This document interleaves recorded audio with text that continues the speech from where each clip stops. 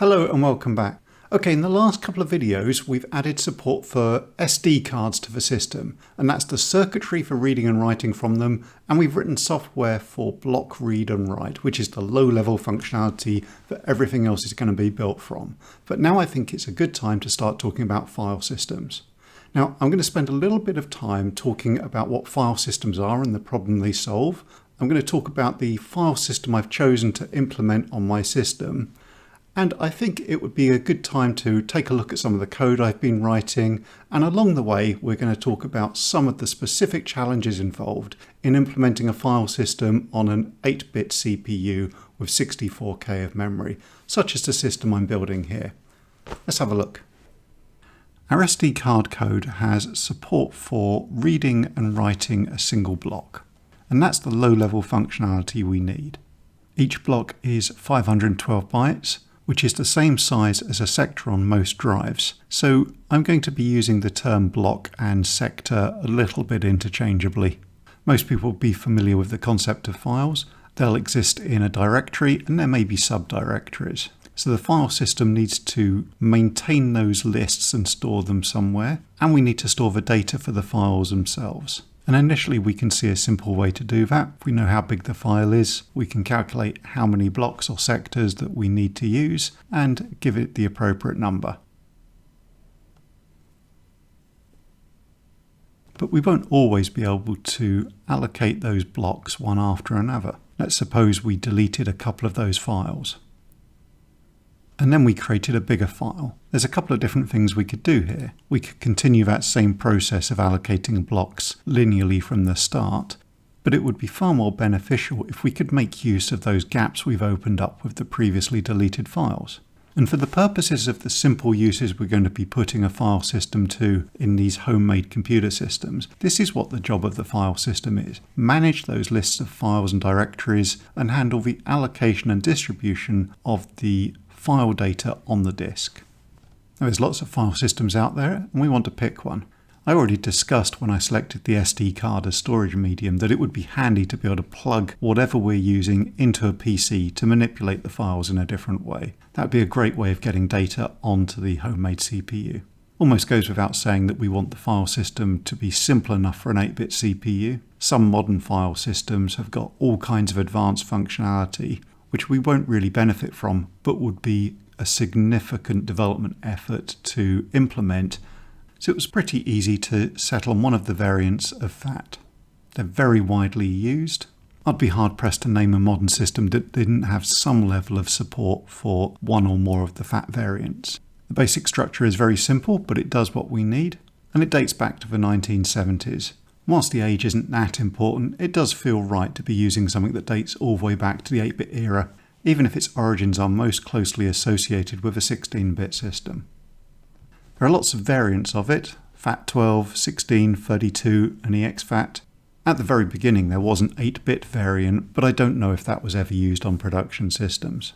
We're going to be tight on memory, so I don't want to support multiple variants, so we just need to pick one. A FAT12 is most commonly used on small low-capacity floppy drives, and the storage of 12-bit numbers has a few complexities to it that would actually add to the size of the code we'd need to write.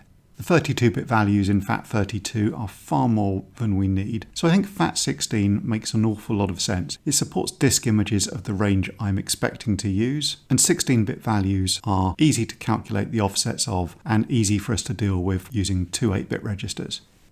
We're going to make our lives easier by ignoring anything that's unnecessary. There are a number of optional features we can disregard and make our life a little bit easier here. So we should look at the structure of a Fat16 drive. I'm going to show data by size blocks here because the exact mapping to sectors would be difficult to represent on screen. Now the first thing in a FAT volume is the boot sector. On a floppy this would be the first sector of the drive, or on a hard drive or indeed one of our SD cards there's a partition table ahead which can be used to separate the block storage into multiple volumes. So the boot sector contains all the crucial information we need to identify it as a FAT volume and allow us to find the various important sections within that volume. Then we have a number of reserved sectors, Now, the use of these doesn't really concern us, and it can be implementation specific. We just need to know they're there, so we need to pull out that appropriate value from the boot sector and skip that number of blocks. Then you have one or more file allocation tables. Now, this is where FAT gets its name from. I'll talk about the data that's in there later on. And then in Fat16, you have the root directory. This is usually multiple sectors long and is comprised of these 32-byte records. And for our purposes, each of those may be a reference to a file or a directory. There are other uses for these entries, including a schema for supporting longer file names above and beyond the 8.3 default support, but I think we can safely ignore all of that just for the simplicity of being able to fit the code onto an 8-bit CPU without taking up too much memory. The remaining blocks in the volume is the data area, and this could be either files or subdirectories. Let's take a closer look at the file allocation table. So FAT breaks the data area down into a number of what it calls clusters. Now, a cluster might be a single sector, or it might be a fixed size multiple thereof, which is decided on when the volume is formatted, and there's a byte in the boot sector that tells us that count. And then the file allocation table mirrors that structure with an entry for every valid data cluster. Indices 0 and 1 are special purpose and they don't actually map to physical areas of the disk. So I've blocked out those entries here so we can still keep the grid nicely arranged. Now on Fat16, each of these entries in the file allocation table is 16 bits in size, which is how it gets the name. If you're familiar with the concept of a linked list, you're going to get this very easily. So let's imagine a series of files structured in a similar way to our first example. The directory entry will point us at the first cluster of the file, and then the related entry in the file allocation table will point us at the next cluster. So we can work our way through the cluster chain until we find the termination case, which I've marked here as FF, but there's a small specific range of termination values for each of the different variations of FAT. So looking at the purple file, it's a very similar linear sequence of entries up to the FF termination case. But if we look at the yellow file that's been split into several areas, the first 3 blocks are a linear chain in the way we'd expect, but the third cluster in the chain has the index of 9 stored in it, which skips the clusters occupied by a different file and moves us onto the next chain. And that pattern continues to reunite the 3 different parts of this file. I've built the foundations of the code to support all of this, so let's go and take a look at that and run some experiments on the system. So here's my library file for accessing the Fat16 partitions. I'm going to try and walk you through what I've done. If you're looking at something like a floppy disk, the boot sector of the FAT volume will start at the first sector of the disk. But on one of these SD cards, they're more like a hard drive, and you expect to see a partition table at the start. So often you'll see these on a hard drive where you have the possibility of multiple volumes with perhaps different file systems.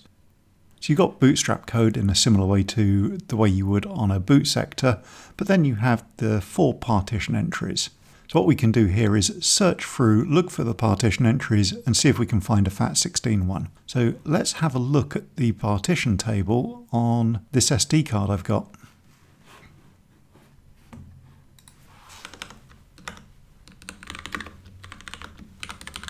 We need to initialize the SD card.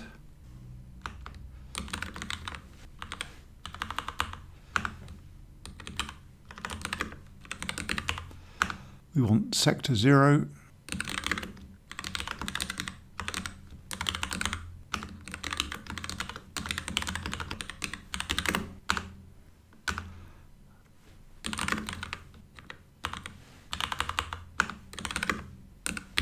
So each sector is 512 bytes, and I've got some convenient display code that will output memory 16 bytes on a line.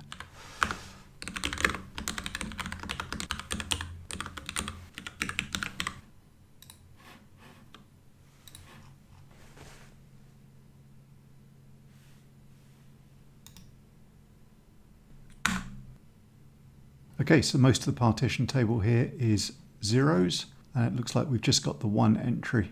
These last 2 bytes in the sector 55AA are a little bit of an identifier. Okay, so once we've got the partition table, we can scan through and look at the partitions. So this is the data format. We've got the partition type, But then we've kind of got the information about the location and size duplicated twice. There's two different notations here. You've got CHS start followed by CHS end. Those stand for cylinder head sector, and those very much relate to the physical geometry of magnetic drives. We've also got LBA start and num sectors, which is more modern data that simply addresses the sector as a linear array, very much like we're addressing the blocks in the SD card. So we're going to use that. So I've created this Fat16 init function, and the first thing it does is it reads the partition table in that we've just had a look at. Then I call this check partition function 4 times after initializing to the start of the first partition entry. The purpose of this function is to identify if it's a Fat16 volume, and if it is, I store off the position of it. Got a bit of error checking. So I read that first block in, and this is going to be the boot sector. Now, I did show some of this data very briefly in the presentation earlier, but the boot sector just has a number of values in it, which gives us an outline of the layout of the volume. Number of sectors in each cluster, the size of various sections, etc. Now, the position of each section in the volume you get by summing together the start location and the sections of data that come before it. So something that I wanted to do in the code at that point was do those bits of computation. So for example, with the file allocation table, I'm looping through the code, adding the size of each table in order to move the pointer forwards, and eventually you end up with all the main sections. So what I've done here is define my own internal block of data, which I want to fill in for the partition I'm using. I've got a status byte that tells me whether or not I've actually successfully initialized the system. I've got the LBA start, which is that first sector of the volume. Then I calculate the block index of the first file allocation table, the size of it, the position of the first root sector, and the start of the data area. And these are all just done by summing all the various numbers appropriately multiplied up. So at the end of the initialize function, if I found a workable Fat16 volume, I've got this all filled in, ready for the later functions to just pull the numbers out and use them. Also wrote this function, which is going to output all of those bits of information in a nice, neat way. I don't expect many programs to be using this in normal operation, but it's obviously very handy for debugging to be able to output this data. I don't need to call SD init because I call that at the start of the Fat16 init.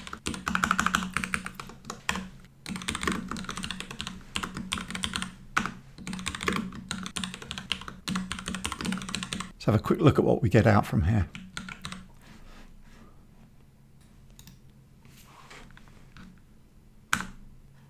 Cool, so we've got 8 sectors per cluster, so that's going to be 4 kilobytes. And we read in the start of the volume, calculated the start of the first file allocation table, the start of the first root sector, and the start of data. So let's see if we can use that data.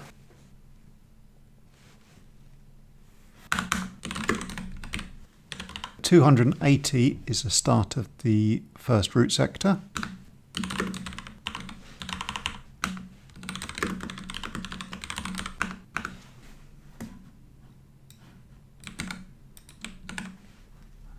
And let's just output that first root sector.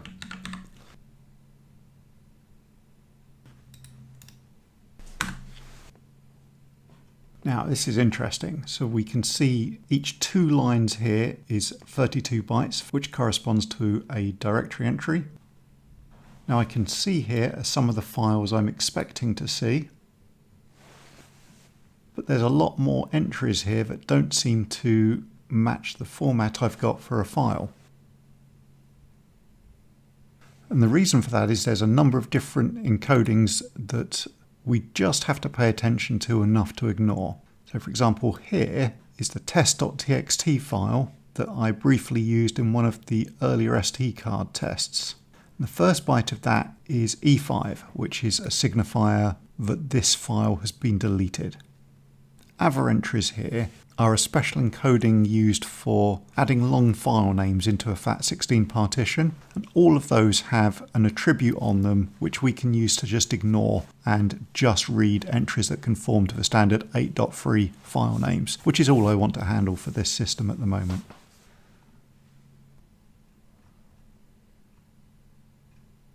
Here we have an example of a much simpler directory entry, which doesn't have any of that extra complexity. But here's what we have. We've got the 11 bytes of file name, we've got an attribute byte, we've got times and dates, and we've got that first cluster. Now I'm trying to make a library here that is going to be used for a number of different programs. So one thing that it's worth mentioning at this point is where I'm going to use as working data. So something I've done is I've declared 256 bytes as going to be some working area for the file system code, and a 512 byte region which I'm going to use as a sector cache. So that's big enough for one sector, and then inside my working data I've got 3 bytes that tell me what sector is there. So instead of calling the load block function, I actually call this cache block function within my Fat16 code, because it makes the code an awful lot simpler if I don't have to try and track what's there using any other system. But there's going to be a lot of places when dealing with particularly the file allocation table where I'm going to reference the same sectors repeatedly, and I don't want to keep reloading it. So this cache system simplifies the flow of the code. And then if you were quick when I was scanning through this initialization code, you'll see at one point when I read the boot sector in, I store that in the current cache block, and then from there on out, I can treat the cache as fully working.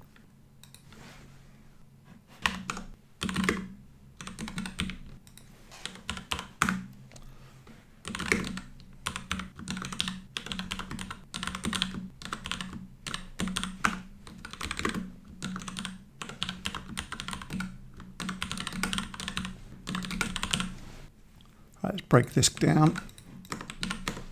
So I've got this function for processing a directory sector, and the first thing I do there is I call the cache block function so that one of the parameters to this is just the block of the directory to load.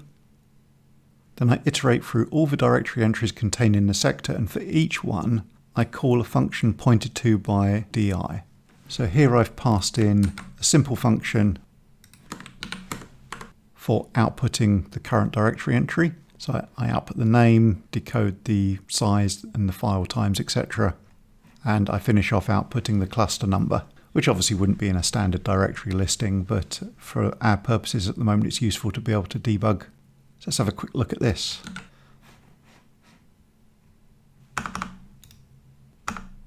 Okay, so we've got 4 entries that we're actually seeing here. So there's quite a few in this sector which were disregarded because they have either deleted or one of the flags that tells me I'm not interested. But this is a nice neat output of the directory table, which I've made to roughly match what DOS does.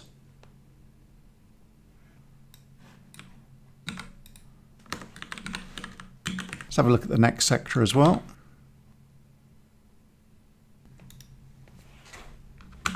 Right, so we've got a bit more data here. So we've got an additional directory. You can also see the data file for my Bad Apple demo here. I didn't have the file system code ready when I showed this demo, and I was still running on the breadboard version of the SD card reader.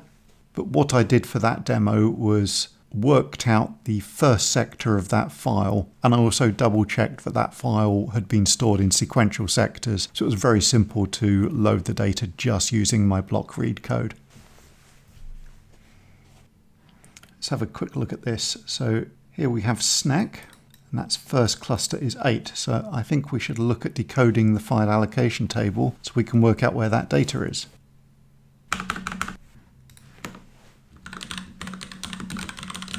So the crucial bit here is I wrote a function called getNextCluster. So this takes an input of a cluster as 2 bytes, it's Fat16, and outputs the next cluster in the chain. I've got a little bit of error handling here. So if you pass a 0 in, which is an invalid cluster index, I return an error if that's the case. Now, if the incoming cluster is 0xFFFF, then that's also an error. Normally you'd expect that to be the last entry in the chain. So I divide that down to work out what sector of the file allocation table that cluster's data is in. I call the cache function to read that in. Obviously, as you're moving through the clusters in a chain, you'd expect quite a high degree of coherency on this cache, which is going to be one of the big benefits for it. I did consider writing a function for this job that would read a block in and discard all but the 2 bytes for the next cluster information in, but I realized I would end up thrashing the disk quite a lot with that, even though it would potentially save me that 512 bytes data block. Now, since there are 512 bytes in a sector, and 2 bytes per cluster entry, the maths on this is really simple actually. The high byte is the sector offset and the low byte is the entry within that sector, and we just need to multiply that by 2 in order to get the offset into the memory block of the next cluster. Now, inside the file allocation table, a cluster end can be denoted by any value with the top 12 bits set. And so one thing I did here was simplify all the code outside of it by just setting those bottom 4 bits in that case. So outside I only have to check for 65535, and then we return the cluster.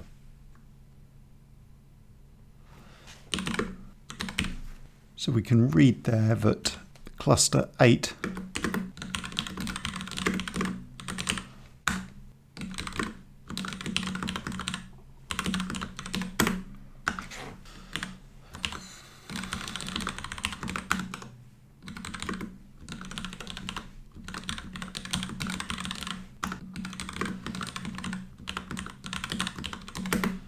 and now we need to detect if we've got to the last entry.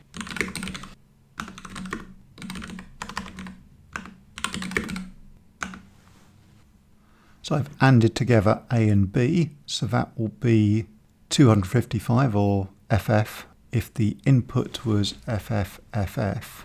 And if we increment it once, the result will be 0 only if it was the last cluster.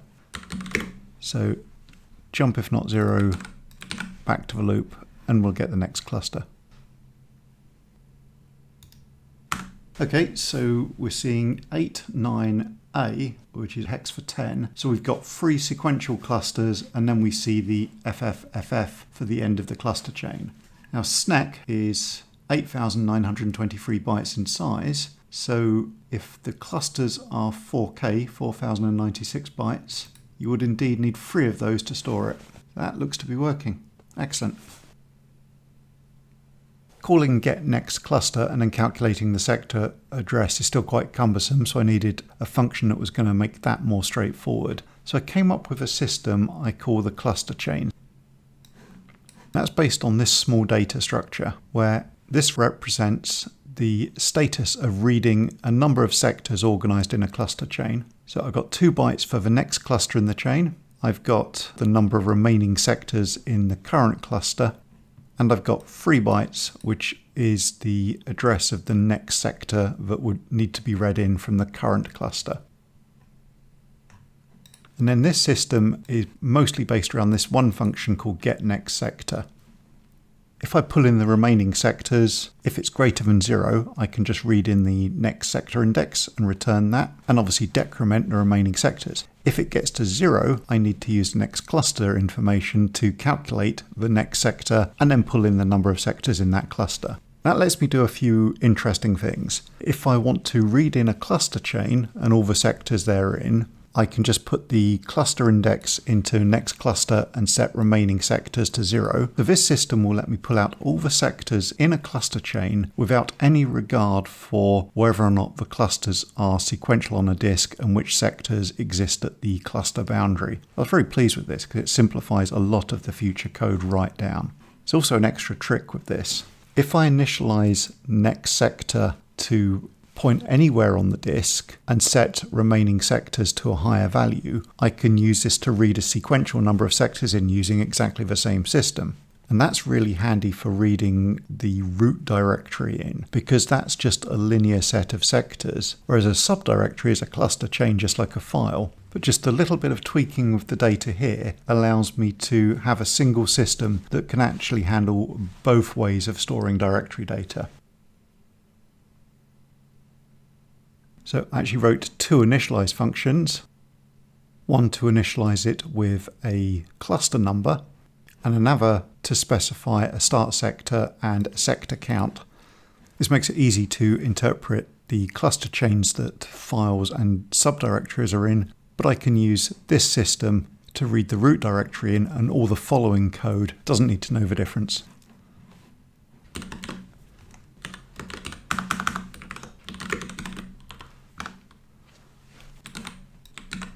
I actually added a custom extension, so if you specify cluster 0, which would be an invalid entry, as an index to the cluster chain system, it actually automatically initializes it with the sectors of the root directory.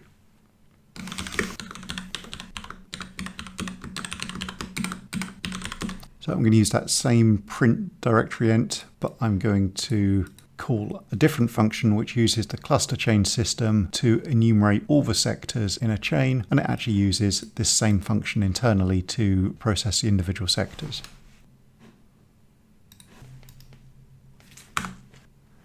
So here we can see the same list of files with much simpler code.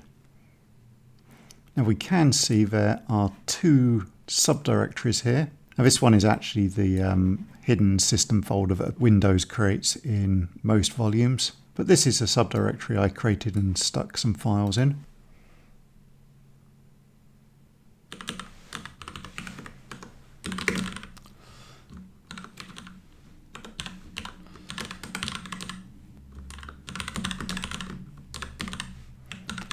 So instead of that callback function, I'm going to call a different one which still prints the directory entries out by calling this function, but if it sees a subdirectory, it recursively calls enumdir cluster chain. So with a very simple piece of code, we can see the entire contents of the disk. Excellent. Here's a couple of random files in the system folder, which we're not really interested in, but then there's a couple of programs here in the test dir. Now in Fat, there's a couple of interesting entries that get added to all subdirectories. So that's the directory called dot and a directory called dot dot. And they look like subdirectories, but dot points at the current directory and dot dot points at the directory above, or 0 if that's the root directory. So this is extra useful that my cluster chain system lets me interpret cluster 0 as pointing at the root directory, because it means I can actually use these for navigating the volume and constructing paths without any extra handling.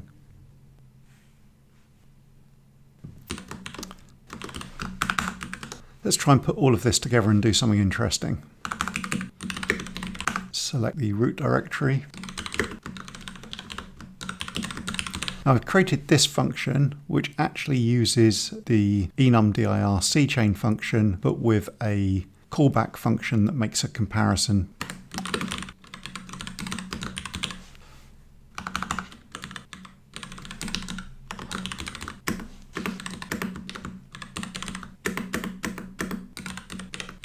So I haven't got any complex pattern matching at the moment, so I just need to specify a name exactly as it will appear in the directory. And that should return the file if it finds it in SI, so I can just call print dir entry. Let's see if that works.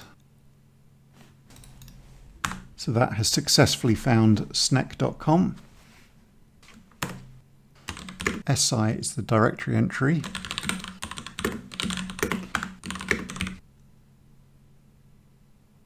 So 1A bytes after that is the start cluster.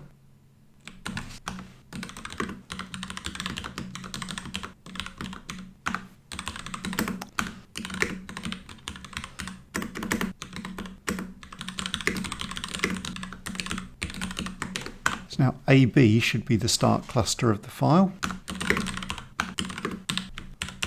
So that's the size of the file which we could read out and process, but I don't want to spend too much time on this demo code. If we add 511 and divide by 512, that's the rounded up number of sectors.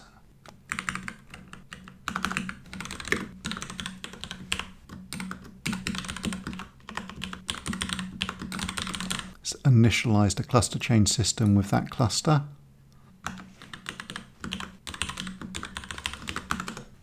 DI is the destination address, which is starting at 0.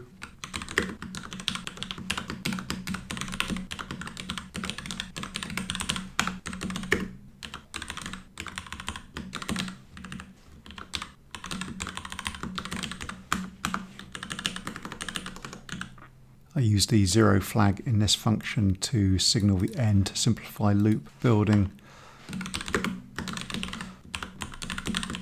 So that should be the sector numbers sequentially for snec.com. Now we can just read that in. And loop for this many times. This should be fun. Okay, so once again, it looks like the cluster numbers were all sequential for this file, but we've gone through each of the sectors of the file and read the data in starting at address 0. And of course, Snec was the first game I wrote for this system, and in theory, we've loaded that from the SD card into the bottom of memory. Bingo. So we've loaded an executable file off the SD card, and then we can run it.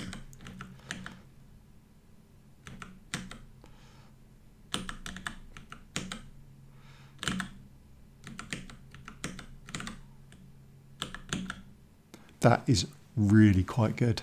I'm really pleased with that. That's some good progress. And that last demonstration does give a hint about where I'm going with this. Now, if I can add to the monitor program the ability to load and execute programs from the SD card, then what we've actually done is started down the road of turning it into a basic operating system. And that would be really cool. So at some point in the future, I'll do a video reporting back on how far I've got with that and demonstrating the progress. As always, I'd like to extend a special thanks to my patrons and other supporters. I really do appreciate the boost, and I will see you again soon. Goodbye.